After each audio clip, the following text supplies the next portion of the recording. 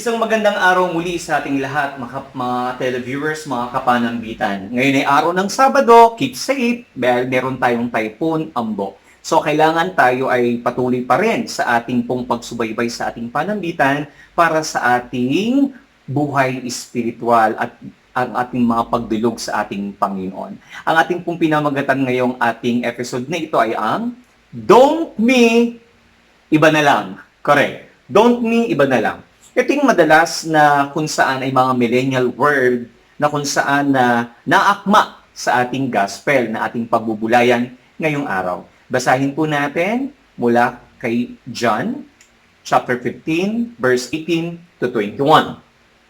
If the world hates you, keep in mind that it hated me first. If you belong to the world, it will love you as its own. As it is, you do not belong to the world, but I have chosen you out of the world. That is why the world hates you. Remember what I told you, a servant is not greater than his master. If they persecuted me, they will persecute you also. If they obeyed my teaching, they will obey your also. They will treat you this way because of my name, for they do not know the one who sent me. John 15 verse 18 to 21.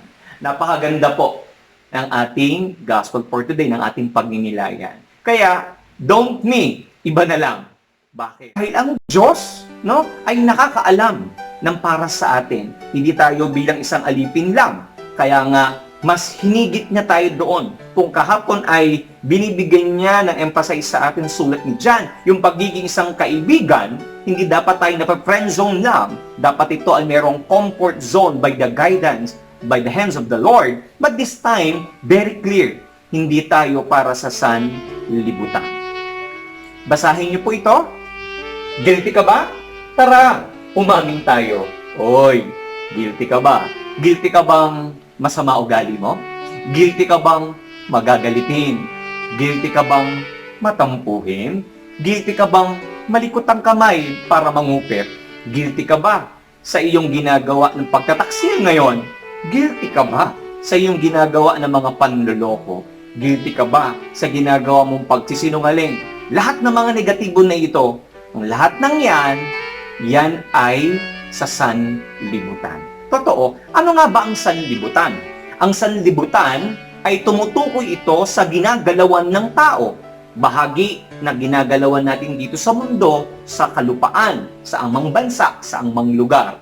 Ang sanlibutan na tinutukoy dito by spiritual approach, yun yung mga bagay na hindi makalangit.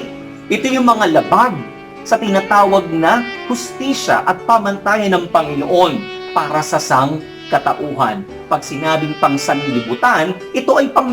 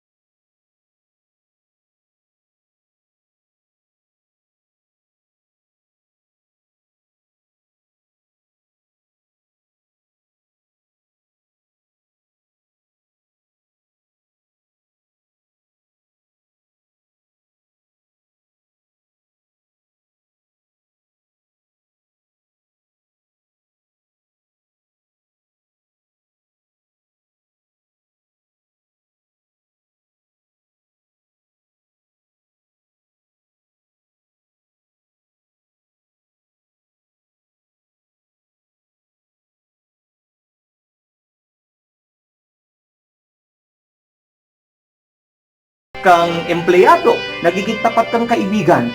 Pero at the end, parang, ba't ganon? Parang hindi pa rin, parang may mali. Anong tama? Tandaan natin, walang perpekto dito.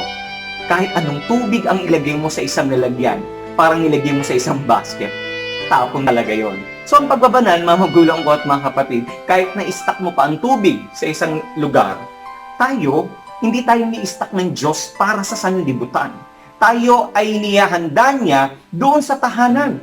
Meaning, dapat kung tayo ay inuusig, always be thankful. Magpasalamat tayo. Thank you, Lord, kasi ginajudge ako. Thank you, Lord, kasi nagsasuffer ako. Thank you, Lord, kasi pinagdadaanan ko to. Thank you, Lord. Alam niyo kung bakit? Make it sure. Pag tayo dumadaan dito, bawal magtanim. Bawal magtanim. Bawal magtanim. Pero pwede kang magtanim ng binhi. Binhi sa palayan para anihin mo. Ang pwede mong itanim, kabutihan. Ang pwede mong itanim, kabanalan. Ang pwede mong tanim, kabutihan. Kung ikaw ay ginagawa ng iyong kapwa ng sama ng loob, lagi mong palitan ng kabutihan. Masakit po Kaibigan ko po, asawa ko po, kapatid ko, ganito po, ba't ganito? Tandaan, napakaliwanag ang ating gospel. Tayo ay lingkod ng Diyos.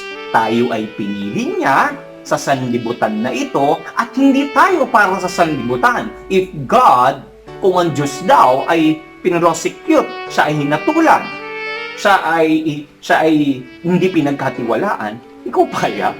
Kaya it's better na tayo ay laging nag-iimpok lagi ng kabutihan. Okay lang na magtampo, kasi yung tampo parang alikabok lang yan. Lumilipas lang yun. Pero pag ikaw ay nagtanim, mahirap yun. There's something wrong. Next, basahin mo. Lord, ikaw lang, sapat na! Correct. Sabihin nyo uli ako, Lord, ikaw lang, sapat na. Correct. Dapat ang Diyos na ito, sapat na siya. Marami tayong hinahanap Gusto ko ng ganito, gusto kong ganyan, gusto kong ganito. Walang masamang maghangad. Walang masamang mangarap. Walang masamang magsimula. Pero dapat kasama mo ang Diyos. Because from the word of Emmanuel, sa kanyang kapanganakan, di ba? Sa kanyang kapanganakan, Emmanuel pa lang, sinasabi pa lang doon, kasama natin ng Diyos. Dapat in every decision, kasama natin ng Diyos. In every choice. Because God chosen us, pinili niya tayo. So dapat, tinitingnan natin dito, Lord, guided po ba to? Ito po ba ay may patnubay niyo po ba? Ito po ba? So dapat di ba nag-iisip tayo ng mabuti? Kung ikabubuti ba ito? O kung ikasama? Huwag laging pa kabig tayo ng kabig. Mas maganda tayo ay laging daw nagiging bukas yung ating palad. Kaya nga, sa panahon ng pandemic ngayon, lahat na may mga kaluwag-luwag. Kung ikaw man ngayon ay walang pinansyal, pero huwag mo sasabihin yung pinto. Huwag kang mahiya na ikaw ay maging bukas palad. Bukas palad kasi sa isang alkansya, tandaan, pag puno na yung alkansya, kahit anong lagay mo, puno na. Tayo, kinakailangan niyang mag-circulate, dumaloy muli, umikot. Bakit? Kasi yung daloy ng pagkapala ng Diyos, umiikot siya ng sisik at liglig na biyaya. Kaya ang Diyos, hindi natin pwede siyang i-blame. Hindi natin siya pwedeng tanungin pabalik. Bakit? Bakit po ganun? Bakit ganito? Don't me, sabi ni Lord. No? Iba na lang. Kasi, mula nung tayo nagkaisip, upang tayo ay magdesisyon.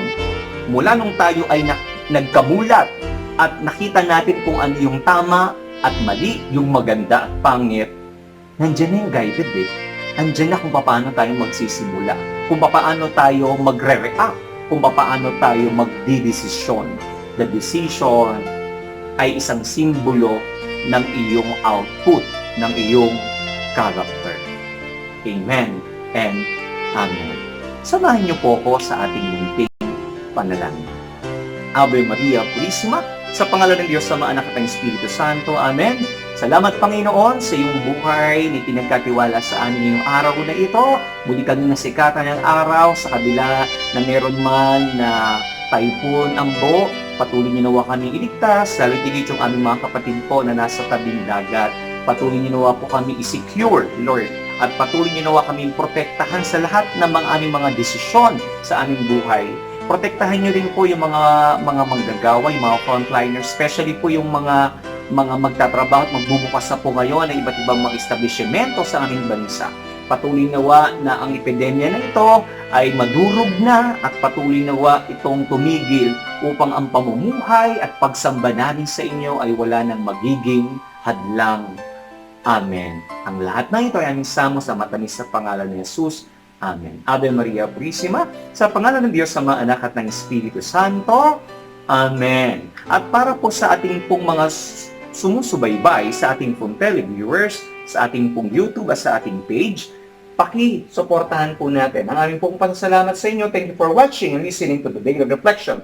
Help you to proclaim the Word of God by sharing this video channel and send your prayer requests. Just leave a comment. God bless and your family. Don't forget hit the subscribe button, ring the bell for notification. Salamat po.